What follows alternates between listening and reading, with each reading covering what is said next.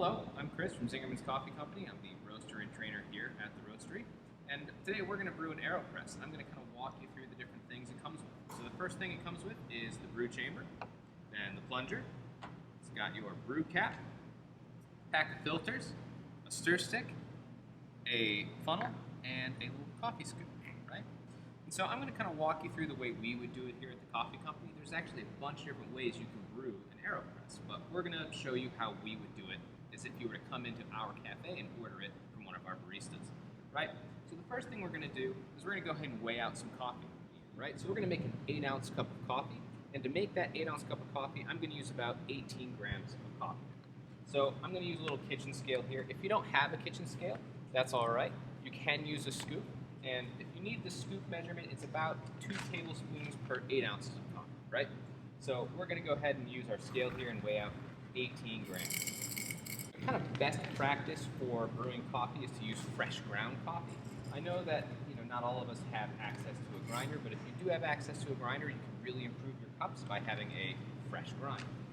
And so for the Aeropress, it's kind of convenient that it uses a fairly medium grind.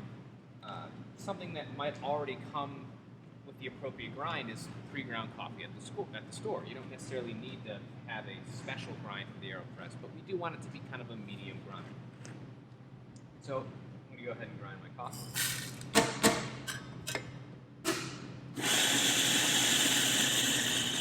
So now we've got our fresh ground coffee and we're ready to kind of get going here, right? So once we've got our coffee, let's go ahead and assemble our Aeropress. So the way that we do this is we use what's called the inverted method, which means we don't start with the Aeropress right side up. We actually kind of start with it upside down. So the first thing we're going to do, I'm going to move some things out of my way here, is I'm going to start with the plunger, this rubber part up, right? We're going to set it on the counter like so. Then we're going to take our little brew chamber and affix it to our plunger. Now here, you want to be a little bit careful. You want to make sure that there's enough room to get your full 8 ounces of water in here. And so I like to kind of give it maybe half an inch of grip there, right? When you're brewing coffee, you want to start with fairly hot water. So if you've got like a thermometer, you want it to be around 200 degrees. That's a pretty safe bet. If you don't have a thermometer, what you can do is you can boil your coffee and then let it sit for about 30 seconds before using it, or you can just transfer it into another container. And when you transfer it to another container, you should lose enough of that temperature in order to make it suitable for coffee. Because you don't really want to use boiling water for coffee.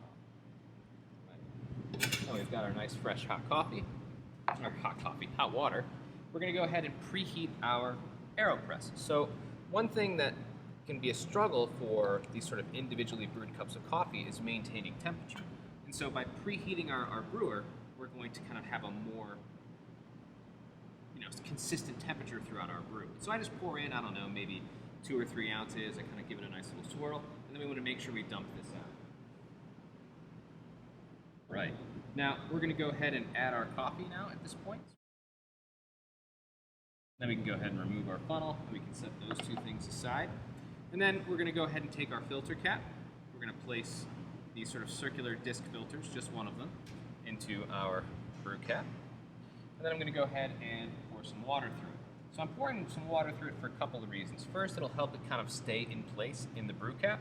Secondly, it'll rinse any sort of papery taste that you might find inside of the filter. If you ever want to know what that papery taste is, go ahead and take that water that you just poured through it and taste it compared to clean water. It'll kind of taste kind of papery, almost cardboardy. And then we can go ahead and set this aside. So now we're ready to actually start pouring water into our Aeropress. So I'm just going to pour enough to cover the grounds. Then to make sure all the grounds get nice and saturated, I take my stir stick for the first time, and I just gently stir the coffee inside of the Aeropress. And now I'm going to wait until about 25 seconds has elapsed. I'm going to go ahead and pour in the remaining water. And you don't need to be like super aggressive with this. You don't need to be super specific either. You just want to be nice and methodical. Don't get too crazy. Just get it right up to the top. Then I'm going to take my stir stick one more time and give it a nice stir down to the bottom. Be careful here that you don't overflow your Aeropress, so you don't want to like get too aggressive with that stir either. And I'm going to go ahead and I'm going to take my cap and I'm going to put it on the Aeropress. Now one key tip here is that you're going to set the Aeropress cap in its grooves, and then you're just going to twist it. Don't push down. If you push down, the whole chamber will go down and water will come out, which we don't want. So after about a minute and a half has elapsed from when we started our timer, we're going to flip it and press it. Now, I want you to pay special attention to how I flip this. The important part here is that you grab both pieces of the Aeropress. If you only grab one, you risk the Aeropress coming apart. So I grab both pieces, right? And then I'm going to go ahead and flip it, and now I'm going to press it. So we should be pressing with enough force for this to have completely pressed through in about 30 seconds, right?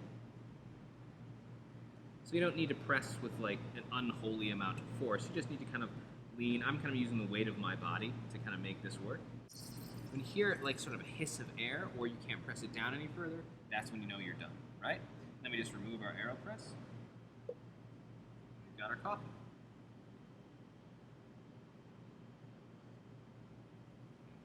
Bueno. All right, well, see you next time.